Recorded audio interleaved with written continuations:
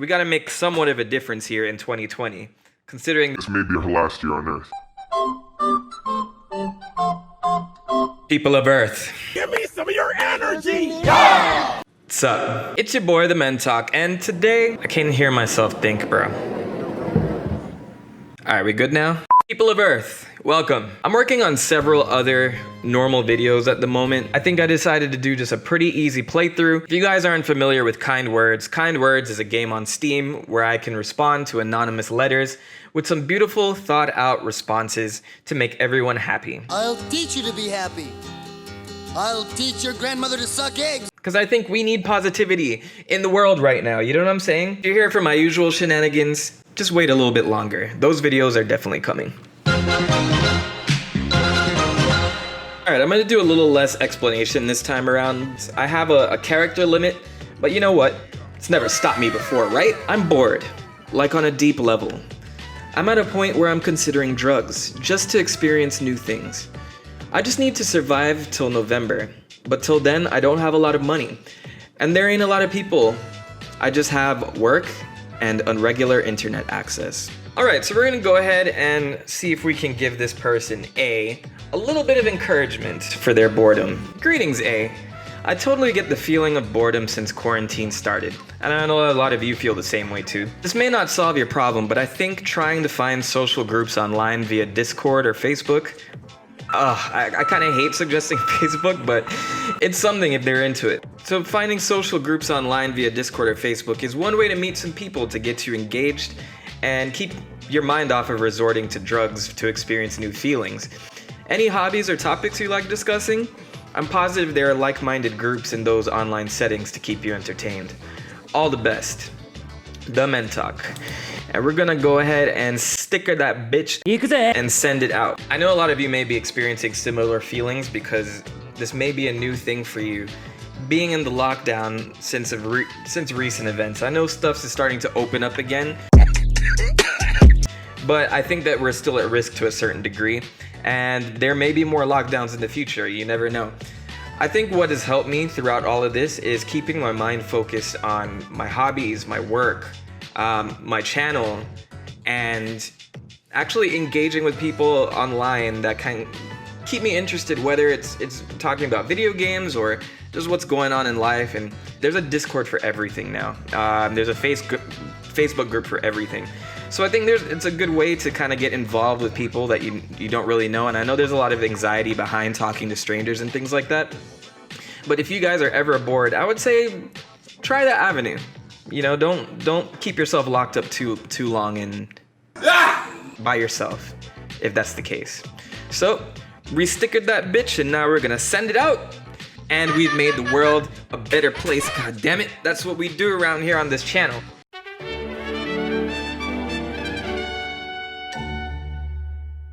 Got together with the boys for the first time in months since quarantine started, and we took pics in our graduation regalia. I'm a little bummed out that I won't see some of them again for the next few years, maybe ever. Z.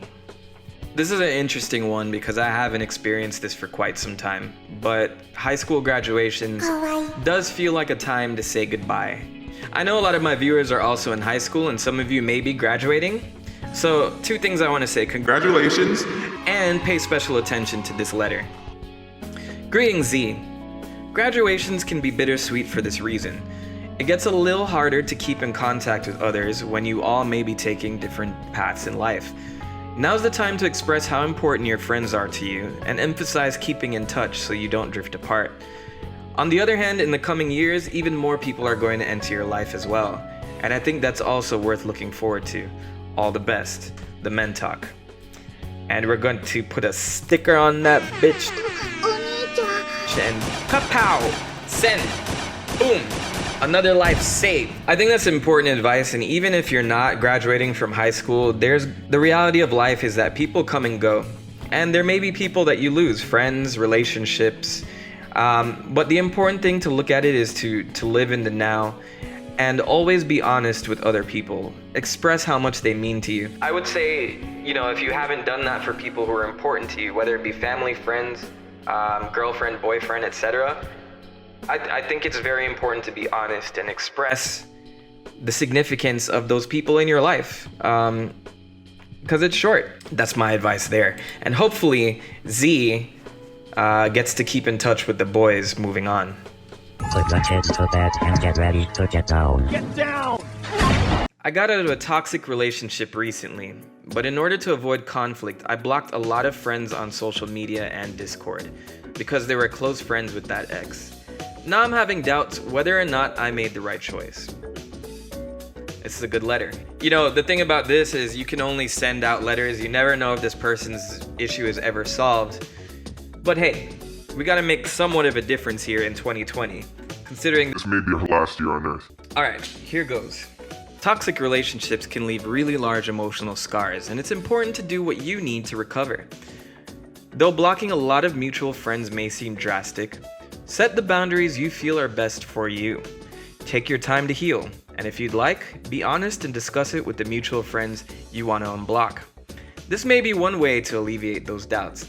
So a lot of people may not agree with this approach. Some people, when they're out of a toxic relationship, they just want to get rid of everything that had to do with that relationship and cut people off. And, you know, honestly, I think there's a fine line. You know, I don't think cutting off all mutual friends is probably the best bet.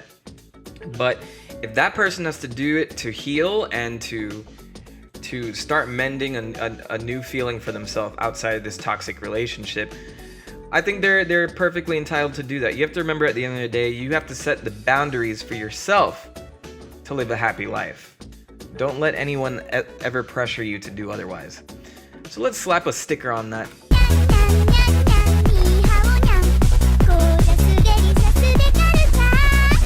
Bam, a cute little kitty cat. And send, because we're saving the world one letter at a time. This tends to get addicting. Alright, here it goes. I worry that I said I love you too easily in the past, and that now the meaning is muddled. I still love who I said it to, just in a way that was different than how I and they thought. Although this time around, I hope we both use it the same way. This is a classic. Let's sticker this shit with a whaler or something. There we go, with the little party hat. Boom. Dear A, in this case, I think it's best to be honest with what you mean when you say I love you. And you know, the theme here is me just saying be honest. Sometimes when it comes to dating, this saying may have a tendency to scare others off, but I always feel it's best to be honest with your feelings and let that person know what you mean when you say it. You'll feel better about the outcome knowing that you shared how you felt. All the best, TheMentok. Growing up, I always used to be afraid of saying how I felt to other people. If I had a crush on someone, or if I liked someone, or, you know, if I'm in a situation where I didn't fully understand if the feeling was mutual, for instance. And I just say this generally, not with the phrase I love you, just generally. I think honestly there's only two outcomes, or there's only a few outcomes when you're being honest with someone. Now they take it positively or negatively, sometimes neutrally, and I don't really know what that means either. But for all you people out there wondering how you should communicate to someone, I just think it's best to say how you feel so that you have no reservations after the fact about what you said. You know what I mean? If you tell someone that you love them and they disappear and fade away into the darkness, arguably it's a better situation knowing that that's how they're going to respond versus you keeping those feelings in and drawing out that just to be around that person. You know what I mean? I think it's just best to just say how you feel, and if it's received negatively, you now know at that point maybe it's better to let that person go do what they need to do. It saves yourself some time at the end of the day. But that's just me. Feel free to disagree with me in the comments. Let's send out this letter. Kapow, kapang. We just saved someone else in 2020. Boom.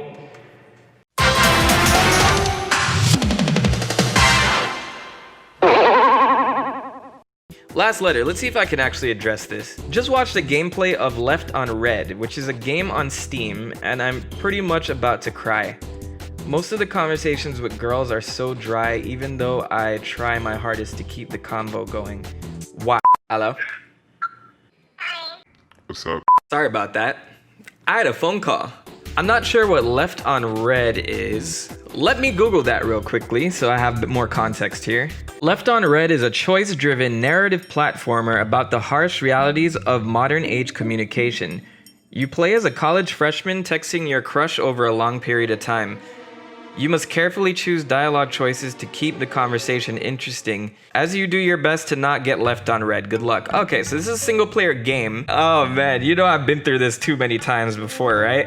That puts it in perspective because I would assume there was some type of dating app game. All right, so let's write this reply then. I think everyone can kind of relate to this one way or another. And I'm just gonna add a sticker to that bitch first.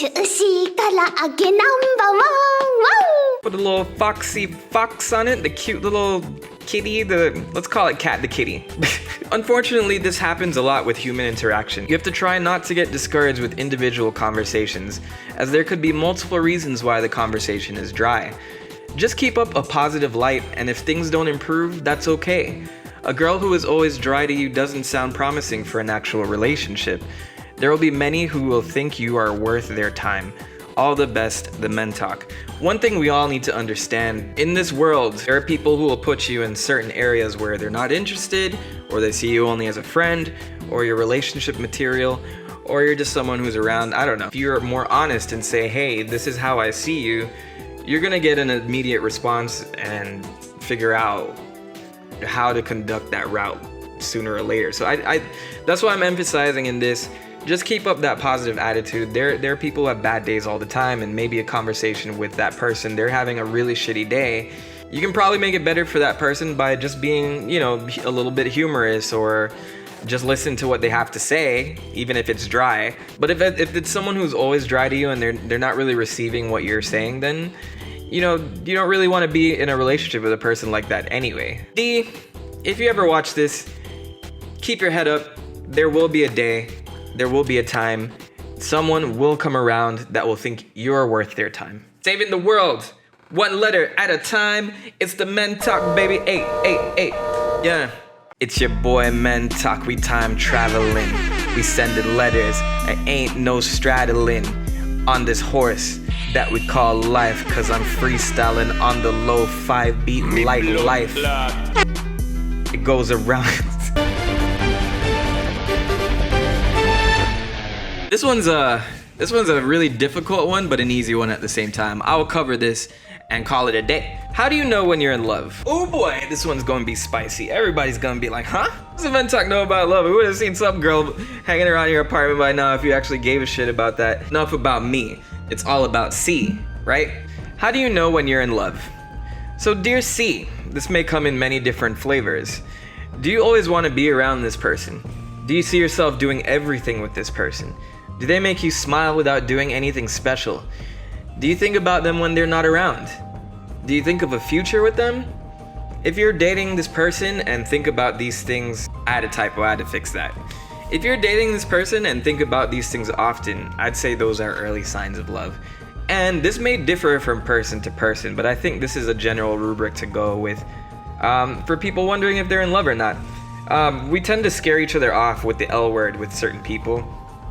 But it's kind of good to get an understanding of what's that early honeymoon phase. Like, you just started dating, of course, like, you consider all of these things, but over time, when you find yourself slowly just assimilating together in life and, you know, complementing one another and just completing this nice little puzzle, making this cute little package with a ribbon on it, that's essentially early signs of love. I mean, that's my idea of love. That could change. That could be different for all you guys.